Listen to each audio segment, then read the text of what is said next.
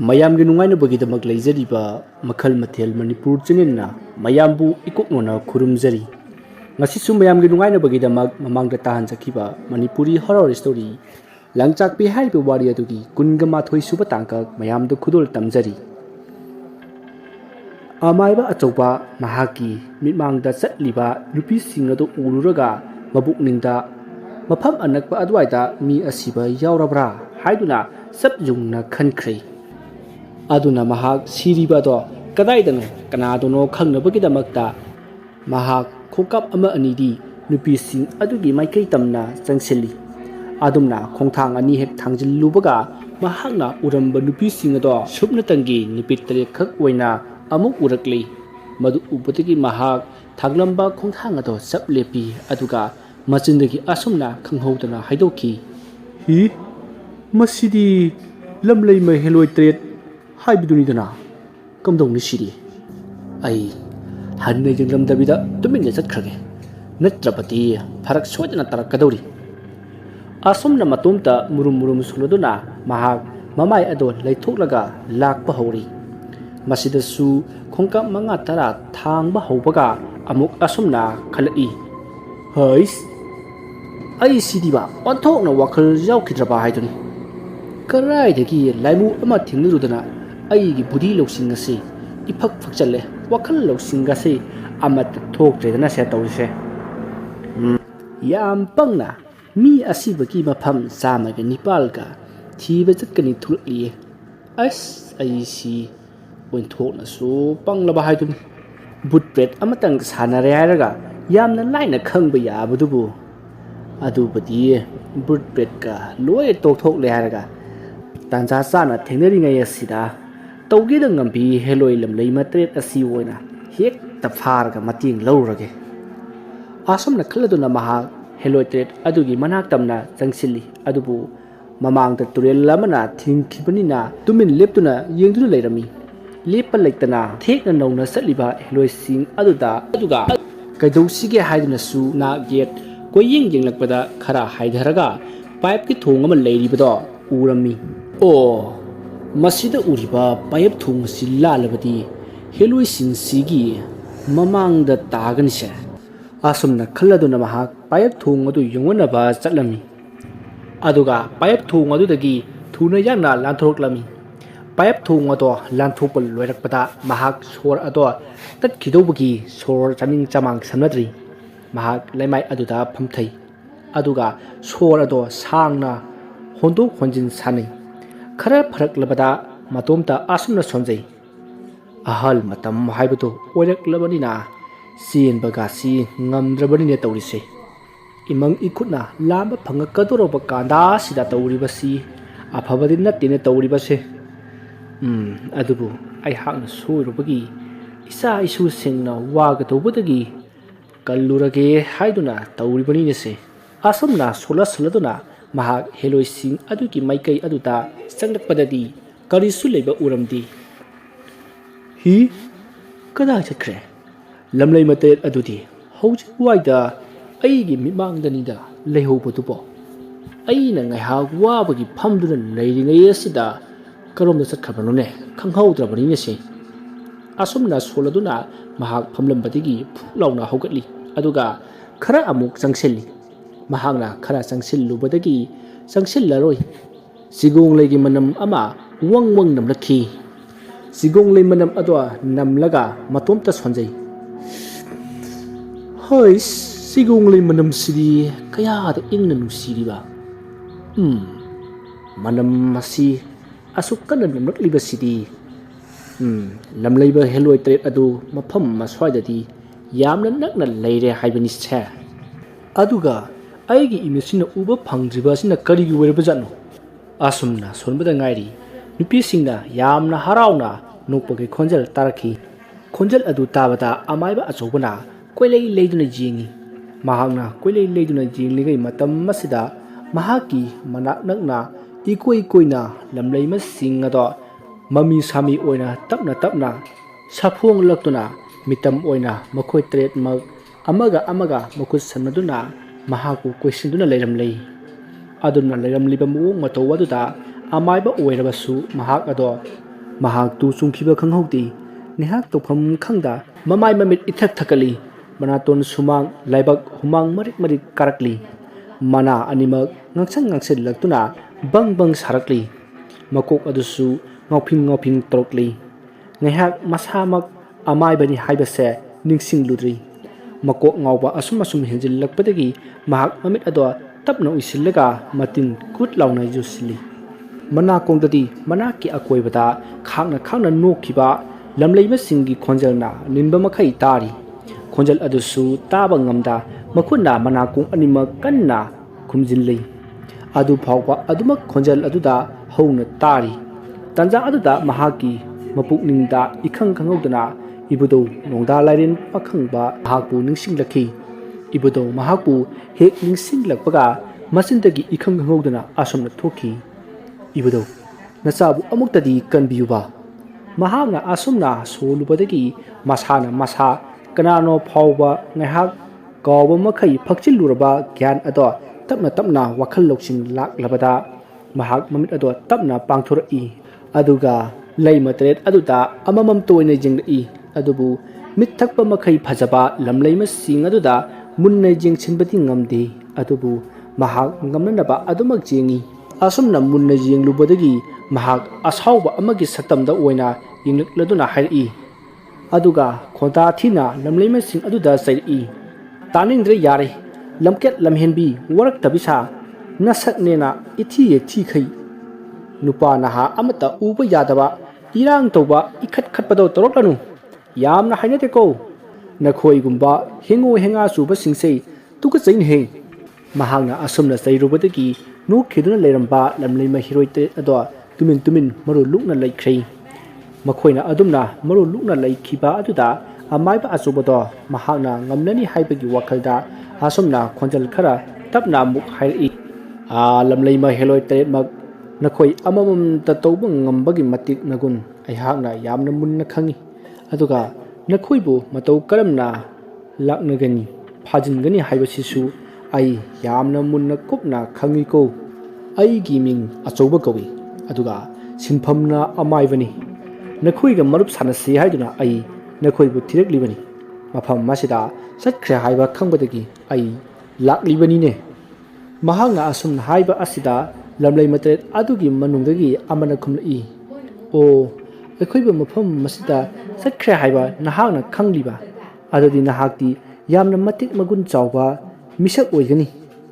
adu nahakna akhoi marup sanasi haibagi maram masi karigino nahaki mateng pangu haiba natro maruda abaya achobana yamna thongna leina karimata singnaba leitana khomi mani marup sanasi nating iting pangsi haibani ko yamna phajana haijeringai asida yaw nam haduna marup oiba taliko ihak adubu masida nakhoina yadrabadi ai anam kanbido tawkadoribani maruda heloi amana khulakhi natene amaiba nakhoi tare magna nahaki marup oiduna leirabadi mapu mahangna ikhoida pirakpa thauram thawgaidi kanana mahut sinbigani aduna taibang malem chatta kanglon kairakadoribani aduna nahakna tasingna ikhoiga marup oiba pamlabadi ikhoige maraktagi apamba ama khanjaro masida amaiba chobana khumi nakhoige thabak haribasi nong ngalbagina numit taba phawba lamhang tomangda naitom taba karisu khangjetriba isam chamba mi singda chensinduna changuba aduga misak sing adubu koipu pure hairaga saba yadaba karino pangpi da pijaba mi bu ngokjang phaidang tawhanbagi yamna luba nakhoigi kaiba yadraba lephatraba thabaktu oiramgani ne ha maruda heloi amana irang chenba minuk amada noklaga hairi haima masigi maibase nongmata aikhoiga thingnakibasu leiti lai aikhoigi hajat lichat munna khangba mi malise achamba mi amati natte aidi mahakadum leminaninglida matik magun yamna chenba nupa ase aidi yamna pamjeida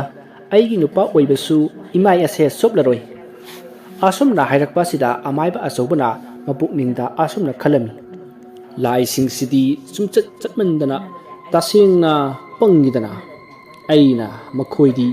maram amata khanglibasi ꯃꯤ ꯁꯤꯡꯒꯤ ꯆꯤꯟꯗꯒꯤ ꯈꯪꯂꯤꯕꯅꯤ ꯍꯥꯏꯕꯁꯤ ꯈꯪꯗꯕ ꯃꯥꯜꯂꯦꯅ ꯇꯧꯔꯤꯁꯦ ꯃꯗꯨꯗ ꯍꯦꯂꯣꯏ ꯑꯃꯅ ꯉꯁꯥꯏ ꯋꯥ ꯉꯥꯡꯈꯤꯕ ꯍꯦꯂꯣꯏ ꯑꯗꯨꯕꯨ ꯆꯩꯗꯨꯅ ꯉꯥꯡꯂꯛꯏ ꯀꯔꯤꯅꯣ ꯑꯇꯣꯝꯕꯤ ꯅꯪꯒꯤ ꯅꯨꯄꯥ ꯎ ꯌꯥꯗꯕꯤ ꯁꯣꯏꯆꯪ ꯄꯥꯏꯆꯪ ꯉꯥꯡꯕꯗꯣ ꯉꯥꯡꯂꯛꯀꯅꯨꯀꯣ ꯇꯥꯏꯅꯤꯡꯗꯦ ꯍꯦ ꯑꯃꯥꯏꯕ ꯅꯍꯥꯛꯁꯨ ꯑꯩꯈꯣꯏꯒꯤ ꯐꯠꯇꯕ ꯃꯈꯩꯗꯤ ꯈꯛ ꯎꯕ ꯑꯗꯨꯒ ꯑꯐꯕꯗꯤ ꯎꯗꯕ ꯅꯈꯣꯏꯅ ꯈꯪꯗꯕ ꯑꯩꯈꯣꯏꯒꯤ ꯊꯧꯗꯥꯡ ꯊꯧꯒꯥꯏ ꯌꯥꯝꯅ ꯂꯩ ꯑꯗꯨꯒ ꯑꯩꯈꯣꯏꯕꯨ ꯃꯤ ꯈꯔ ꯆꯦꯜꯂꯦ ꯍꯥꯏꯗꯨꯅ ꯐꯠꯇꯕ ꯎꯕꯗꯨꯗꯤ ꯆꯨꯝꯗꯦꯀꯣ ꯑꯩꯈꯣꯏꯅ ꯃꯤ ꯆꯦꯜꯂꯤꯕꯗꯨꯗꯤ ꯁꯝꯅ ꯍꯥꯏꯔꯕꯗ ꯅꯈꯣꯏ ꯅꯨꯄꯥꯁꯤꯡꯁꯤꯅ ꯅꯣꯡ ꯐꯥꯗꯣꯛꯁꯨ ꯌꯨ ꯉꯥꯎꯊꯣꯛꯂꯒ ꯇꯥꯔꯒ ꯂꯩꯕ ꯑꯗꯨꯒꯨꯝꯕꯅꯤ ꯈꯪꯉꯨ ꯑꯃꯥꯏꯕ ꯑꯆꯧꯕꯅ ꯍꯣꯏ ꯑꯣꯏꯔꯝꯕ ꯌꯥꯏ ꯑꯔꯦꯝꯕꯗ ꯋꯥꯔꯤ ꯁꯥꯟꯅꯗꯨꯅ ꯂꯩꯔꯤ ꯅꯈꯣꯏꯅ ꯍꯥꯏꯕꯗꯣ ꯌꯥꯔꯒꯦ ꯀꯅꯥꯒꯅꯣ ꯑꯩꯍꯥꯛꯀ ꯇꯤꯟꯅꯗꯧꯔꯤꯕꯁꯤꯕꯣ ꯃꯗꯨꯗ ꯂꯝꯂꯩ ꯃꯇꯔꯦꯠ ꯑꯗꯨꯅ ꯑꯃꯠꯇ ꯑꯣꯏꯅ ꯈꯣꯟꯖꯦꯜ ꯇꯞꯅ ꯈꯨꯝꯂꯛꯏ ꯍꯦ ꯑꯃꯥꯏꯕ ꯅꯍꯥꯛꯅ ꯑꯩꯈꯣꯏꯒꯤ ꯃꯔꯛꯇꯒꯤ ꯑꯄꯥꯝꯕ ꯑꯃ ꯈꯟꯖꯔꯣꯗꯣ ꯑꯗꯨꯒ ꯅꯍꯥꯛꯀ ꯃꯇꯝ ꯆꯨꯞꯄꯗ ꯂꯣꯏꯅꯕ ꯌꯥꯒꯅꯤ ꯑꯗꯨꯝꯅ ꯍꯥꯏꯔꯛꯄ ꯑꯁꯤꯗ ꯑꯃꯥꯏꯕ ꯑꯆꯧꯕꯗꯨ ꯃꯊ꯭ꯋꯥꯏ ꯌꯥꯝꯅ ꯅꯨꯡꯉꯥꯏꯔꯝꯗꯦ ꯀꯔꯤꯒꯨꯝꯕ ꯍꯦꯂꯣꯏꯁꯤꯡꯁꯤꯒ ꯍꯦꯛ ꯄꯨꯜꯂꯨꯔꯕꯗꯤ ꯄꯥꯛ ꯍꯦꯛ ꯊꯥꯗꯣꯛꯄꯗꯤ ꯌꯥꯗꯧꯕ ꯅꯠꯇꯦꯀꯣ ꯇꯧꯔꯤꯕꯁꯦ ꯍꯥꯏꯗꯨꯅ ꯈꯟꯖꯔꯝꯃꯤ ꯑꯗꯨꯒ ꯃꯈꯥ ꯇꯥꯅ ꯃꯍꯥꯛꯅꯁꯨ ꯈꯟꯖꯩ ꯑꯣꯟꯊꯣꯛꯅ ꯂꯨꯕ ꯍꯥꯏꯕꯗꯣ ꯑꯣꯏꯗꯧꯔꯤꯗ ꯑꯃ ꯐꯅꯅꯕ ꯍꯣꯠꯅꯕꯗ ꯄꯥꯝꯕꯩ ꯊꯤꯕꯗ ꯍꯦꯟꯅ ꯂꯨꯁꯤꯜꯂꯛꯂꯦꯅꯦ ꯀꯔꯝꯅ ꯇꯧꯔꯤꯕꯁꯤꯗꯤ ꯑꯗꯨꯕꯨ ꯍꯦꯂꯣꯏꯁꯤꯡꯁꯤꯒꯤ ꯃꯇꯦꯡ ꯂꯧꯕꯅꯗꯤ ꯐꯔꯅꯤ ꯑꯩ ꯃꯁꯤ ꯑꯣꯏꯔꯕꯗꯤ ꯑꯩꯍꯥꯛꯅ ꯂꯩꯈꯤꯗ꯭ꯔꯕꯁꯨ ꯏꯆꯥ ꯏꯁꯨꯁꯤꯡꯗ ꯀꯔꯤꯁꯨ ꯈꯨꯗꯣꯡꯊꯤꯕꯗꯤ ꯅꯪꯂꯔꯣꯏ ꯑꯁꯨꯝꯅ ꯉꯥꯏꯍꯥꯛ ꯈꯜꯂꯒ ꯃꯍꯥꯛ ꯃꯈꯨꯠ ꯑꯗꯣ ꯂꯝꯂꯩꯃ ꯍꯦꯔꯣꯏꯁꯤꯡ ꯑꯗꯨꯒꯤ ꯃꯔꯛꯇꯒꯤ ꯑꯃꯗ ꯃꯈꯨꯠ ꯊꯤꯜꯂꯒ ꯃꯍꯥꯛꯅ ꯃꯈꯨꯠ ꯊꯤꯟꯕ ꯑꯗꯨꯗ ꯃꯄꯥ ꯇꯥꯔꯤꯕ ꯍꯦꯂꯣꯏ ꯑꯗꯨꯅ ꯍꯥꯏꯔꯛꯏ ꯑꯣ ꯅꯍꯥꯛꯅ ꯍꯦꯂꯣꯏ ꯑꯍꯜ ꯑꯩꯍꯥꯛꯄꯨ ꯈꯜꯂꯕ ꯐꯔꯦ ꯑꯗꯨ ꯑꯣꯏꯔꯕꯗꯤ ꯃꯤꯀꯨꯞ ꯑꯁꯤꯗꯒꯤ ꯏꯕꯥꯅꯤ ꯄꯨꯜꯂꯁꯤꯀꯣ ꯑꯗꯨꯒ ꯑꯇꯩ ꯍꯦꯂꯣꯏꯁꯤꯡ ꯑꯗꯨꯗ ꯑꯃꯨꯛ ꯑꯣꯟꯁꯤꯟꯗꯨꯅ ꯍꯥꯏꯔꯤ ꯐꯔꯦ ꯏꯅꯥꯎꯆꯥ ꯍꯧꯖꯤꯛ ꯅꯣꯡꯁꯨ ꯉꯥꯜꯂꯛꯂꯤ ꯅꯈꯣꯏ ꯅꯁꯥꯒꯤ ꯅꯊꯧ ꯇꯧꯅꯔꯨꯔꯣ ꯍꯟꯈ꯭ꯔꯣ ꯅꯨꯃꯤꯗꯥꯡ ꯈꯨꯗꯤꯡꯒꯤꯗꯤ ꯑꯩꯈꯣꯏꯒꯤ ꯈꯨꯟꯗꯤꯟꯅꯐꯝ ꯑꯗꯨꯗ ꯄꯨꯟꯁꯤ ꯍꯟꯈ꯭ꯔꯣ ꯉꯁꯤꯒꯤꯗꯤ ꯑꯁꯨꯝꯅ ꯍꯧꯖꯤꯛꯇꯤ ꯃꯈꯣꯏ ꯈ꯭ꯋꯥꯏꯒꯤ ꯃꯆꯦ ꯑꯍꯜ ꯑꯗꯣ ꯊꯥꯗꯣꯛꯂꯝꯂꯒ ꯂꯝꯂꯩꯃ ꯍꯦꯂꯣꯏ ꯇꯔꯨꯛ ꯑꯗꯣ ꯃꯐꯝ ꯈꯪꯗꯅ ꯃꯥꯡꯈ꯭ꯔꯤ ꯃꯅꯥꯎꯁꯤꯡ ꯑꯗꯣ ꯃꯥꯡꯈ꯭ꯔꯕꯗ ꯍꯦꯂꯣꯏ ꯑꯍꯜ ꯑꯗꯨꯅ ꯍꯥꯏꯔꯛꯏ ꯑꯗꯨꯗꯤ ꯑꯃꯥꯏꯕ ꯉꯁꯤ ꯏꯕꯥꯅꯤ ꯑꯍꯥꯟꯕ ꯊꯦꯡꯅꯕ ꯅꯨꯃꯤꯠꯁꯤ ꯑꯁꯤꯗ ꯇꯤꯟꯅꯕ ꯍꯧꯕ ꯅꯨꯃꯤꯠ ꯑꯁꯤꯗꯤ ꯑꯩ ꯅꯪꯒꯤꯗꯃꯛꯇ ꯀꯔꯤꯒꯨꯝꯕ ꯑꯃꯗꯤ ꯇꯧꯅꯤꯡꯉꯤ ꯀꯔꯤ ꯇꯧ ꯍꯥꯏꯕꯒꯦ ꯑꯄꯥꯝꯕ ꯑꯃ ꯍꯥꯏꯌꯨ ꯃꯁꯤꯗ ꯈꯨꯗꯣꯡ ꯆꯥꯕ ꯑꯁꯤ ꯂꯧꯔꯒꯦ ꯍꯥꯏꯕꯒꯤ ꯃꯇꯥꯒꯨꯝ ꯑꯃꯥꯏꯕ ꯑꯆꯧꯕꯅ ꯃꯍꯥꯛꯅ ꯍꯧꯖꯤꯛ ꯗꯔꯀꯥꯔ ꯑꯣꯏꯔꯤꯕ ꯃꯤ ꯑꯁꯤꯕ 109 ꯂꯩꯐꯝ ꯑꯗꯣ ꯊꯈꯥꯏ ꯑꯃꯗꯤ ꯇꯥꯛꯎ ꯍꯥꯏꯔꯤ ꯃꯗꯨꯗ ꯍꯦꯂꯣꯏ ꯑꯗꯨꯅ ꯅꯣꯛꯂꯒ ꯈꯨꯝꯃꯤ ꯑꯗꯨꯛ ꯂꯥꯏꯈ꯭ꯔꯕ ꯊꯕꯛꯇꯨ ꯍꯥꯏꯔꯤꯕ ꯍꯧꯖꯤꯛ ꯈꯨꯗꯛ ꯑꯁꯤꯗ ꯈꯪꯕ ꯄꯥꯝꯕ꯭ꯔꯥ ꯉꯁꯤ ꯅꯣꯡꯃꯒꯤ ꯁꯤꯒꯗꯧꯕ ꯃꯤ ꯃꯁꯤꯡ ꯃꯃꯤꯡ ꯃꯊꯥ ꯂꯩꯐꯝ ꯄꯨꯝꯕ ꯍꯥꯏꯕꯤꯔꯣꯔꯥ ꯅꯍꯥꯛꯀꯤ ꯋꯥꯐꯝ ꯑꯁꯤ ꯂꯥꯏꯃꯨꯗ ꯍꯥꯏꯅꯕꯒꯤ ꯃꯥꯜꯂꯤꯗ ꯃꯗꯨꯗ ꯑꯃꯥꯏꯕ ꯑꯆꯧꯕꯅ ꯃꯍꯥꯛꯅ ꯉꯁꯥꯏꯗꯒꯤ ꯑꯈꯪ ꯑꯍꯩ ꯁꯥꯔꯤꯕꯗꯨ ꯃꯍꯥꯛ ꯀꯧꯇꯛ ꯆꯥꯏ ꯑꯗꯨꯒ ꯑꯁꯦꯡꯕ ꯋꯥꯔꯤ ꯑꯗꯣ ꯄꯨꯟꯅ ꯂꯤꯊꯣꯛꯂꯝꯃꯤ ꯃꯗꯨꯗ ꯍꯦꯂꯣꯏ ꯑꯍꯜ ꯑꯗꯨꯅ ꯈꯨꯝꯂꯛꯏ ꯑꯣ ꯅꯍꯥꯛꯀꯤ ꯊꯋꯥꯏ ꯃꯥꯡꯍꯟꯕ ꯍꯥꯏꯕꯗꯨꯗꯤ ꯑꯩꯒꯤ ꯏꯊꯧ ꯅꯠꯇꯦ ꯃꯗꯨꯒꯤ ꯀꯥꯡꯂꯣꯟꯗꯤ ꯑꯩꯍꯥꯛꯁꯨ ꯈꯪꯗꯦ ꯃꯗꯨꯗ ꯂꯥꯏꯃꯨꯅ ꯈꯪꯕꯅꯤ ꯂꯥꯏꯃꯨꯅ ꯄꯤꯔꯛꯂꯤꯕ ꯁꯤꯟꯊꯥ ꯑꯗꯣ ꯑꯩꯍꯥꯛꯅ ꯃꯇꯦꯡ ꯄꯥꯡꯕꯤꯔꯒꯦ ꯑꯃꯥꯏꯕ ꯑꯆꯧꯕꯅ ꯑꯗꯨꯗꯤ ꯑꯩ ꯍꯣꯔꯦꯟ ꯅꯨꯃꯤꯗꯥꯡ ꯋꯥꯏꯔꯝ ꯅꯍꯥꯛꯅ ꯄꯥꯝꯖꯕ ꯍꯩꯔꯥꯡ ꯂꯩꯔꯥꯡ ꯌꯥꯎꯔꯒ ꯅꯍꯥꯛꯄꯨ ꯀꯧꯔꯛꯂꯒꯦ ꯑꯗꯨꯗ ꯏꯕꯥꯅꯤ ꯑꯃꯨꯛ ꯊꯦꯡꯅꯔꯁꯤꯀꯣ ꯍꯦꯂꯣꯏ ꯑꯍꯜ ꯑꯗꯨꯅꯁꯨ ꯃꯍꯥꯛꯀꯤ ꯋꯥꯐꯝ ꯑꯗꯨꯗ ꯌꯥꯔꯗꯨꯅ ꯃꯐꯝ ꯑꯗꯨꯗꯒꯤ ꯃꯈꯣꯏ ꯑꯅꯤꯃꯛ ꯀꯥꯏꯅꯔꯛꯂꯤ ꯑꯁꯨꯝꯅ ꯍꯦꯂꯣꯏ ꯑꯍꯜ ꯑꯁꯤꯒꯤ ꯃꯇꯦꯡꯗꯒꯤ ꯅꯨꯃꯤꯠ 14 ꯆꯨꯞꯅ ꯂꯥꯏꯃꯨ ꯑꯗꯨꯗ ꯃꯤ ꯑꯁꯤꯕ 109ꯒꯤ ꯃꯐꯝ ꯑꯗꯣ ꯅꯨꯡꯇꯤꯒꯤ ꯇꯥꯛꯂꯝꯃꯤ ꯅꯨꯃꯤꯠ 15ꯅꯤ ꯁꯨꯕ ꯅꯨꯃꯤꯠꯇꯅꯤ ꯍꯥꯟꯅꯒꯤ ꯃꯇꯧꯒꯨꯝꯅ ꯍꯦꯂꯣꯏ ꯑꯍꯜ ꯑꯗꯣ ꯅꯨꯃꯤꯗꯥꯡ ꯋꯥꯏꯔꯝꯒꯤ ꯃꯇꯝꯗ ꯊꯦꯡꯅꯔꯝꯃꯤ ꯑꯗꯨꯒ ꯑꯁꯤꯕ 109 ꯑꯗꯣ ꯍꯪꯂꯒ ꯃꯕꯥꯅꯤ ꯉꯥꯏꯍꯥꯛ ꯅꯨꯡꯉꯥꯏꯕ ꯋꯥꯔꯤ ꯀꯌꯥ ꯁꯥꯟꯅꯔꯕ ꯃꯇꯨꯡ ꯂꯩꯃꯤꯟꯅꯔꯤ ꯉꯥꯏꯍꯥꯛ ꯅꯨꯡꯉꯥꯏꯕ ꯋꯥꯔꯤ ꯁꯥꯔꯝꯂꯕꯒꯤ ꯃꯇꯨꯡꯗ ꯃꯕꯥꯅꯤ ꯑꯃꯨꯛ ꯀꯥꯏꯅꯔꯗꯨꯅ ꯑꯃꯥꯏꯕ ꯑꯆꯧꯕꯗꯤ ꯑꯍꯤꯡꯒꯤ ꯃꯇꯝ ꯉꯥꯏꯗꯨꯅ ꯂꯩꯔꯤ ꯑꯍꯤꯡꯒꯤ ꯃꯇꯝ ꯌꯧꯁꯤꯜꯂꯛꯂꯕꯗ ꯂꯪꯆꯥꯛꯄꯤ ꯂꯩꯁꯤꯕꯤꯕꯨ ꯀꯧꯊꯣꯛꯇꯨꯅ ꯑꯃꯨꯛ ꯁꯥꯟꯅꯔꯤ ꯉꯥꯏꯍꯥꯛ ꯁꯥꯟꯅꯔꯒ ꯉꯁꯤꯒꯤ ꯑꯣꯏꯅ ꯂꯪꯆꯥꯛꯄꯤ ꯂꯩꯁꯤꯕꯤ ꯁꯥꯟꯅꯕ ꯂꯣꯏꯁꯤꯜꯂꯗꯨꯅ ꯂꯥꯏꯃꯨ ꯑꯃꯨꯛ ꯁꯥꯟꯅꯕ ꯑꯃꯨꯛ ꯁꯦꯝ ꯁꯥꯔꯛꯏ ꯇꯁꯦꯡꯅ ꯍꯥꯏꯔꯕꯗ ꯑꯍꯜꯒꯤ ꯃꯇꯝꯒ ꯑꯣꯏꯕꯅꯤ ꯑꯃꯥꯏꯕ ꯑꯆꯧꯕ ꯍꯦꯂꯣꯏ ꯑꯃꯨꯛ ꯁꯥꯟꯅ ꯂꯪꯆꯥꯛꯄꯤ ꯂꯩꯁꯤꯕꯤ ꯑꯃꯨꯛ ꯁꯥꯟꯅ ꯂꯥꯏꯃꯨ ꯑꯗꯨ ꯑꯃꯨꯛ ꯁꯥꯟꯅ ꯂꯦꯞꯄ ꯂꯩꯇꯅ ꯃꯈꯣꯏ ꯑꯍꯨꯝ ꯄꯥꯔꯒ ꯁꯥꯟꯅꯕ ꯑꯁꯤꯗ ꯋꯥꯕꯅ ꯀꯔꯤꯅꯣꯃ ꯇꯧꯔꯦ ꯍꯥꯏꯕꯗꯣ ꯌꯧꯔꯕꯅꯤ꯫ ꯆꯥꯐꯝ ꯊꯛꯐꯝ ꯈꯪꯗꯕ ꯇꯨꯝꯕ ꯀꯌꯥ ꯐꯪꯗꯕ ꯑꯁꯤꯗꯒꯤ ꯃꯍꯥꯛꯁꯨ ꯃꯁꯥ ꯁꯣꯛꯆꯤꯜꯂꯛꯂꯝꯃꯤ꯫ ꯂꯪꯆꯥꯛꯄꯤ ꯂꯩꯁꯤꯕꯤꯗꯨꯁꯨ ꯃꯍꯥꯛꯀꯤ ꯃꯇꯝ ꯂꯣꯏꯁꯤꯜꯂꯛꯂꯕꯔ ꯀꯔꯤꯅꯣ ꯉꯁꯤꯗꯤ ꯑꯃꯥꯏꯕ ꯑꯆꯧꯕꯁꯨ ꯐꯅ ꯐꯖꯅ ꯂꯥꯛꯅꯈ꯭ꯔꯤ꯫ ꯑꯗꯨꯅ ꯑꯃꯥꯏꯕ ꯑꯆꯧꯕꯗꯨ ꯃꯁꯥ ꯑꯗꯣ ꯄꯨꯡꯁꯣꯟ ꯁꯣꯟꯊꯈꯤꯗꯨꯅ ꯂꯥꯏꯃꯨ ꯁꯥꯟꯅꯕ ꯄꯣꯠꯂꯝꯁꯤꯡ ꯑꯗꯣ ꯄꯥꯏꯔꯒ ꯃꯍꯥꯛꯅ ꯍꯦꯛ ꯂꯥꯏꯃꯨ ꯁꯥꯟꯅꯐꯝ ꯑꯗꯨꯗ ꯂꯥꯛꯂꯝꯃꯤ꯫ ꯃꯇꯝ ꯑꯗꯨꯗ ꯃꯍꯥꯛ ꯋꯥꯃꯟꯈꯤꯕꯅ ꯃꯈꯣꯡ ꯊꯥꯡꯕ ꯉꯝꯂꯛꯇ ꯇꯨꯁꯤꯜꯂꯤ꯫ ꯃꯆꯤꯟꯗꯁꯨ ꯑꯁꯨꯝꯅ ꯁꯣꯜꯂꯤ꯫ ꯀꯔꯤꯅꯣ ꯇꯧꯔꯤꯕꯁꯤꯕꯣ? ꯉꯁꯤ ꯑꯁꯤꯕꯣ ꯏꯁꯥ ꯑꯁꯤ ꯑꯁꯨꯛ ꯌꯥꯝꯅ ꯁꯣꯟꯊꯔꯤꯕ ꯑꯁꯤꯕꯨ ꯀꯔꯤꯅꯣꯅꯦ? ꯁꯨꯃꯥꯏꯅ ꯁꯣꯜꯂꯒ ꯂꯥꯏꯃꯨ ꯁꯥꯟꯅꯔꯕꯗꯤ ꯂꯥꯏꯃꯨꯅ ꯑꯩꯕꯨ ꯁꯣꯏꯗꯅ ꯅꯝꯂꯒ ꯍꯥꯠꯈ꯭ꯔꯒꯅꯤ꯫ ꯑꯗꯨꯗꯤ ꯑꯩ ꯀꯩꯗꯧꯒꯅꯤ? ꯑꯣ, ꯍꯦꯂꯣꯏ ꯀꯧꯔꯒꯦ꯫ ꯑꯁꯨꯝꯅ ꯃꯍꯥꯛ ꯍꯦꯂꯣꯏ ꯑꯍꯜ ꯑꯗꯨꯕꯨ ꯃꯥꯒꯤ ꯃꯅꯥꯛꯇ ꯃꯥꯒꯤ ꯃꯇꯦꯡ ꯄꯥꯡꯂꯨ ꯂꯥꯛꯑꯣ ꯍꯥꯏꯅ ꯑꯍꯨꯝꯂꯛ ꯍꯟꯖꯤꯟ ꯍꯟꯖꯤꯟ ꯀꯧꯔꯝꯃꯤ꯫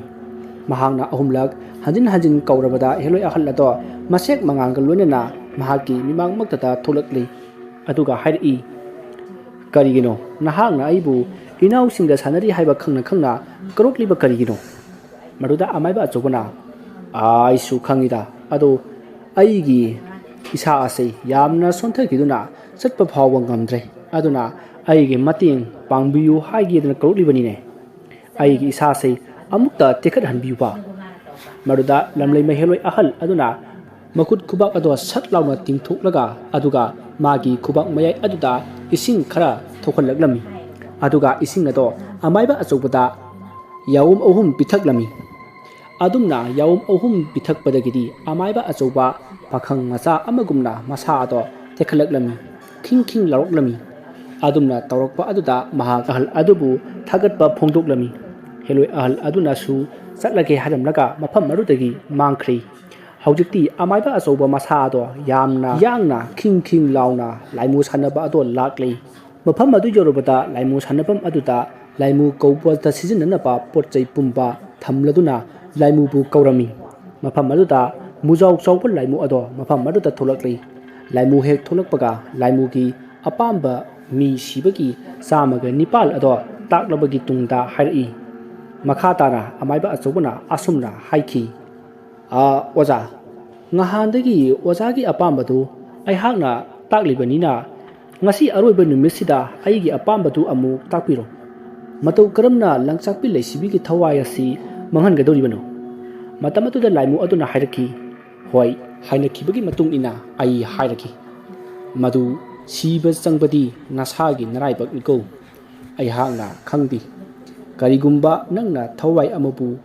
pungmang manghanbang pamlabadi thasi numiki ahing nongaida serok torialda iruptuna nung ama khungadabani adubu thasi numit asidati saroi ngaroi thawai pumba safungduna ahing ba thawai sagadabagi ngaidun leibani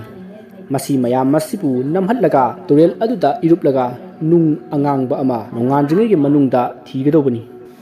aduga madugi nung aduna karigumba nonganjingaida thawai aduda thengba tarapati thawai ado pungmang mangkhigadoribani